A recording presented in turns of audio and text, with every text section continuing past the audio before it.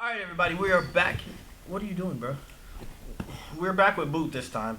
It was supposed to be a conversation with Henny, and we were talking about dogs, so we were like, we need to bring a dog, and Boot is obviously going to be a donkey. So, we are back with another edition of, we haven't named it yet, leave it in the comment section what we should name this segment. I'm going to call it Conversations with Henny. Y'all can call it something else, and we'll go from there. What were you going to say? Oh no, I let you. I thought you had a great idea for the name. No, I already forgot. Oh. I'm old. So, today we are talking about equipment. Equipment. People are like, tools are very important in training dogs. I agree to a certain extent, but I don't want to rely on tools. And we're going to have a conversation about various tools. We got prong collars, we got e-collars, we got leashes, we have fur savers. And flat collars. And flat collars.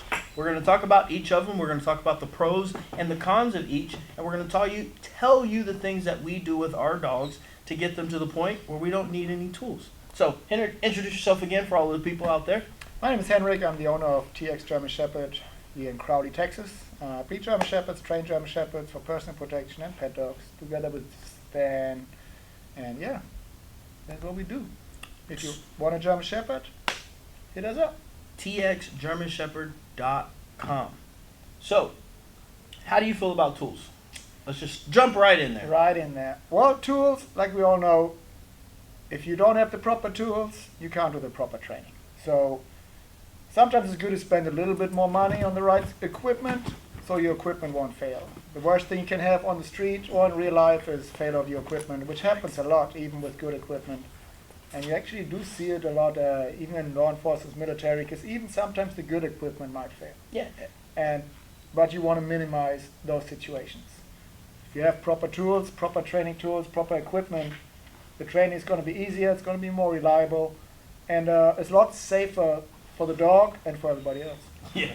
So tell us about let's start with the flat collar first. It's the most... The flat collar, yeah, especially for what we're doing, right? We do a lot of bite work and have them on the flat collar. We don't do too much on the harness because in the real world, you don't walk your dog on a harness, and you shouldn't. Harness has a totally different function. So the flat collar for what we're doing shouldn't be too thin. It's just gonna choke the air out of the dog if they pull and jump against that flat collar, and it might even cause irritation or even up injury to the throat. So what would you say is too thin of a collar? I'm not good with measurements or inches or whatever. What do you think is that? I think that's a a 3, 2... 4 inches. That's 2 inch. Yeah, 2 inches. That's a 2 inches. He Yeah. he said that's 3 inches, people. You know he's overcompensating. I'll do centimeters. No, but I think that's a 2 inch That might be 2 buckle. inch, And for bite work, I think that's pretty standard. You don't want anything smaller than Yeah, that. you can go a little bigger if you wanted to. I actually got a few bigger ones out of leather over there. But yeah, this is it's a decent sized collar. It doesn't take any air out of the dog or whatever. It doesn't choke it off, and doesn't get too uncomfortable really, especially when they get stronger and get used to it. This collar really just holds the dog back, like we want to get in a bar fight and you just hold me on my chest, hold me back. That's pretty much what this collar does. Yeah, I think it's the same. Hold on, bro. Let me take your collar off. Yeah, it looks about the same size. It's the same. Yours Hold might on. be a little bigger. Dang, I ain't took this collar off in forever. There it goes. But yeah, it's about the same Yeah, length or width. with Ow. yeah. Ooh, chill out. But yeah, this is what I use for boot when we're doing bite work. It's just a standard collar. But the most important thing about this collar is the buckle. It is a heavy duty buckle. When you are working, drop your phone. When you are working with these dogs, you want to make sure they have a very good buckle, because when we do civil agitation sometimes and all they have is this collar on, and when we're doing civil agitation, we do not have any equipment on, and I've had collars break before, and it's a scary situation when you see a 65-pound German Shepherd coming at you wanting to do bad intentions, and they don't have no collar, no leash, no nothing on. So equipment is very important. That's that oh shit moment right there. Yeah, and I've been in that oh shit moment a couple of times, and all I had was a whip in my hand. Yeah. So what are you saying? What you need? A good collar, and that's the Cobra buckle. That's a copper buckle, which is one of the safest options you can get, and it's metal. Yeah. Don't buy the plastic ones. I also like leather collars. Lion Country Supply has a really good deer skin collar. It has extra padding, and the buckle that straps it in is made of metal. I haven't had any issues with collars like that. But plastic buckles, avoid those. Avoid those like the Black Plague. You do not want those because it is dangerous. It's going to pop off. And even if you're just a regular pet person, if you have that collar and the dog hits that end of the leash with enough force, that collar is going to pop off and you could lose your dog to whatever situation is. If they're trying to get in the street, they're pulling. If they're trying to go get another dog, now you can get in a dog fight. Now you got a lawsuit on your hands. There's a lot of things that can go wrong if you're not using proper equipment. Yeah, I agree. But what we do as well is if anything hits those plastic buckles, I've seen them break just from something falling on it or some kind of pressure right at the plastic buckle. They're just gonna pop open and yeah, the fight might be on, the real fight might be on. And that's never fun. Yeah. This is So- what else we got. The next collar, so would you use a flat collar for corrections? I think your dog should eventually respond to it because you're not always going to have any kind of tools on it. But especially not for training purposes, I would not use it. My dog knows corrections, so he knows as well how to respond to a call like this. But he also knows when it's a correction, when it's not a correction, because we're at that stage. But for young dogs, no, I would not use that collar for any kind of corrections because one thing, you don't want the dog to think this is a correction collar.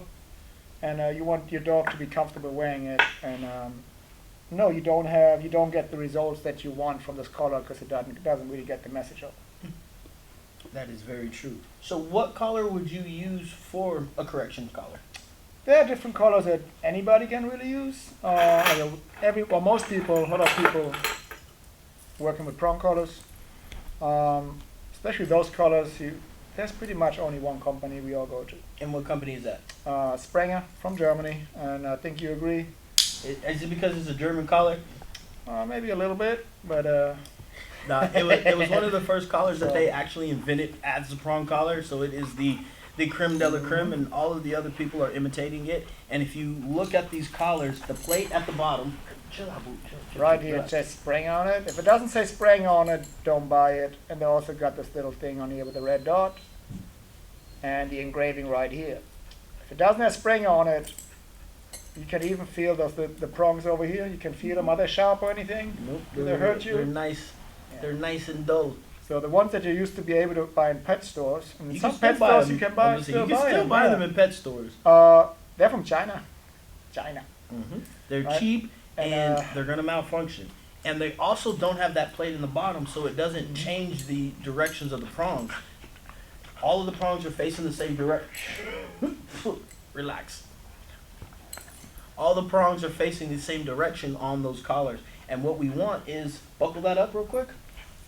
We want the prongs to change direction so it resembles a bite. This is the first correction that a dog got from Mama Dog. They got bit on their neck. So turn it to the side. No, the horizontal. This way.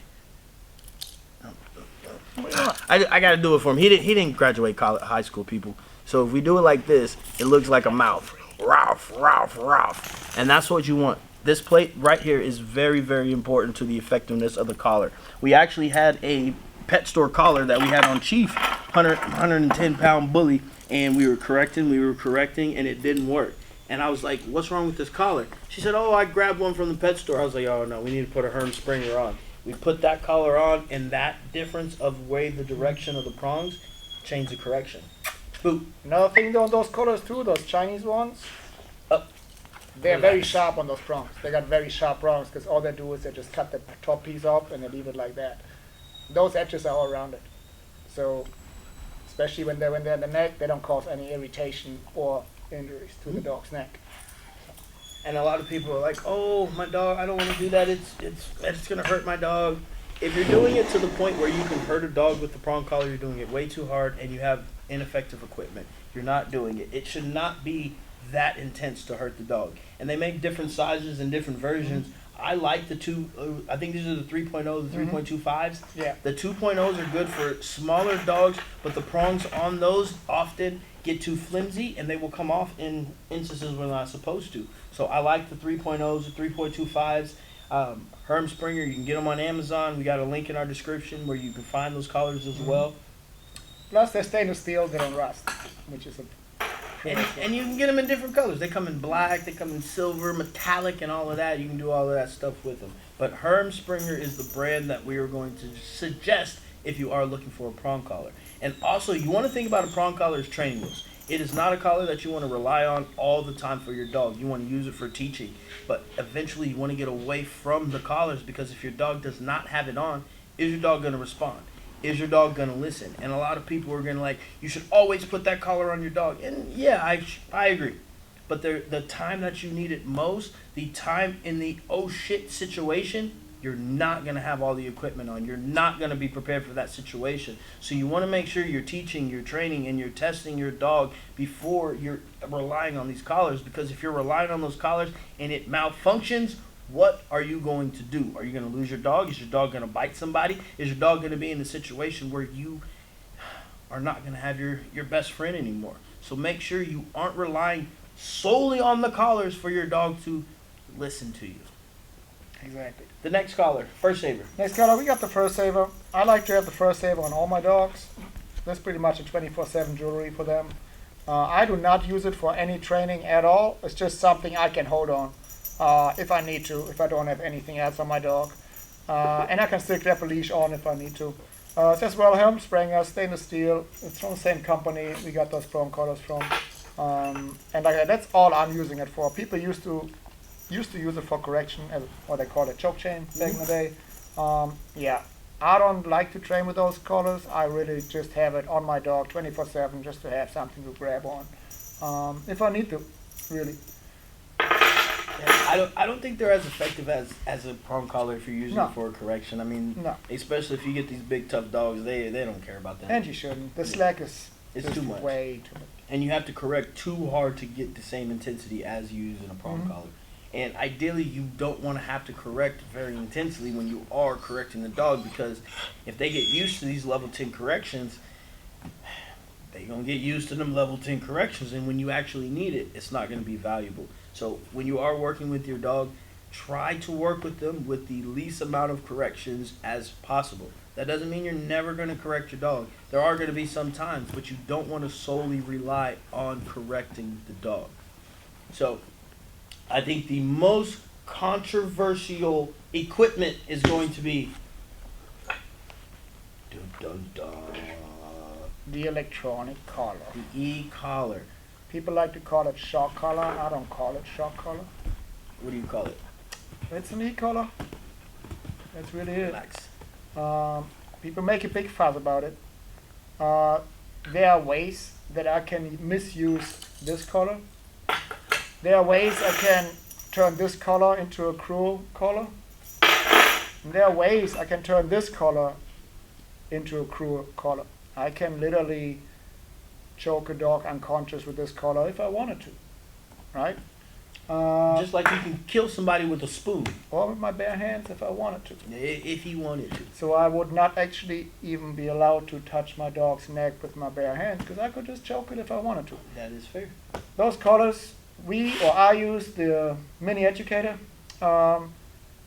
It has 100 levels. It's I had put it on myself. I put it on my neck, and I actually went all the way up to level 99. I don't know why I went a little higher. This was the last level. I was like, okay, You might as well do the last but one. I went all the way up there. I tested it on myself, and Did your neck go? Blah, blah, blah, blah, it did this, but it was not Was pain. it worse than the taser? It's a contraction of your muscles. Was it worse than the taser? It's not worse than a taser. It's not worse No, than the taser. it's not worse than a taser. If you ever been tased, yes. I'm a law-abiding citizen, so I've never been tased. I don't know what that feels like. So, can you tell us about why you've been tased? Things happen. No. No, we volunteered. I volunteered to be tased, and yeah, it happened. But it's the longest 5 seconds I ever had in my life. The taser? Yes. Mm. So, but those collars, people talk crap about them, shit about them, because we use on dog, and call you cruel and animal abuse. They do use electricity on pregnant women to relax them. They do use electricity on my knee for recovery. They do use electricity on my back for recovery. They use electricity on a day-to-day basis on humans, and it's okay. If you train it right, you teach the dog what the electricity means on the lowest level, which is not more than a little stimulation. Me popping on this collar has more pressure on the dog's neck if I use the lowest level the dog can feel on this collar. But this one is a lot clearer for the dog, and there's no slack, there's no miscommunications. If you do it right, you can use any collar in a cruel way. I can use this one in a cruel way, or I can use it in the right way. I educate myself and talk to the right people who know how to train with them. And it's just another tool in the box. So, my thing about the e-collars is people try to say your dog is off leash with them. Your dog is never off leash.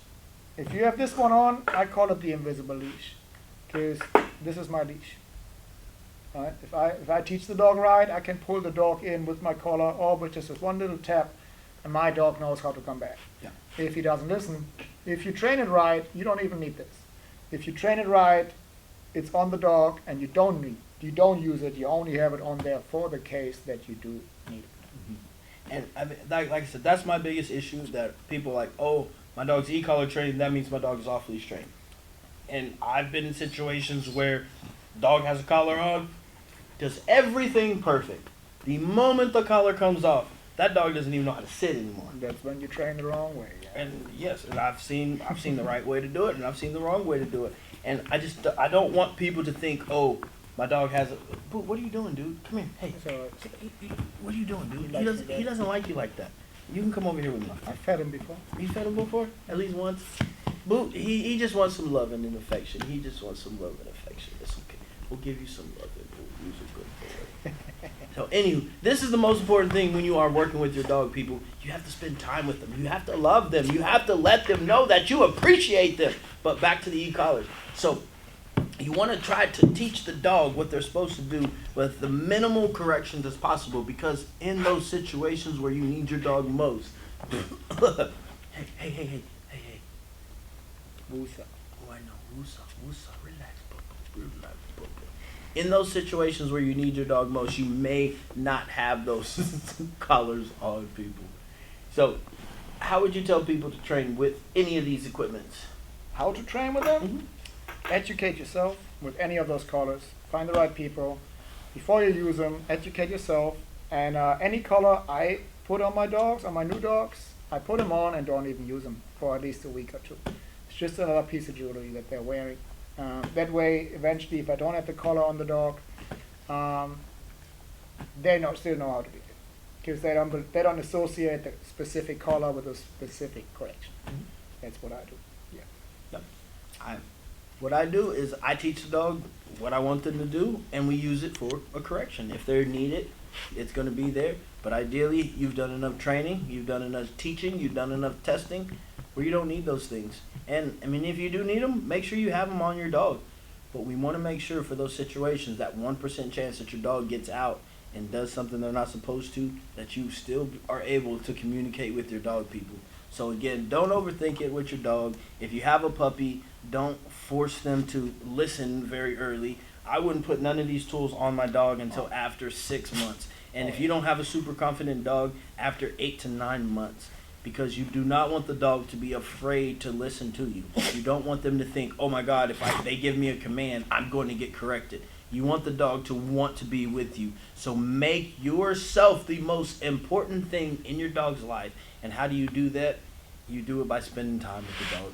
You do it by showing them what you want. You do it by giving them a ball or a tug, or even just some, as you see, we're giving Boots some belly rubs, and he's in heaven right now. Look at that leg. Look at that leg go. Look at that. He's like Thumper off of Bambi. And that's why they call me Thumper. Anything you want to leave the people with, Hitty? No, that's pretty much it. I think we said everything, yeah. I agree. Don't use those collars too early. Like I said, for every collar, there's a right way to use it and a wrong way to use it. It's up to you how much effort and education you want to put yourself through to find out how those collar works. Or you can keep complaining about people using those collars. You're more than welcome to, but Well, yeah. you can't take your dog out. Yeah, So, educate yourself, find the right people where you learn from, and you see, you're gonna have a lot of better understanding what those collars do, and you'll probably be surprised what your dog can do if you just use them. So you want to teach, you want to train, and you want to test. And as always, people, you want to stay tuned. Make sure you subscribe, stay sharp, and just take care of your dogs. Thank you. Cheers.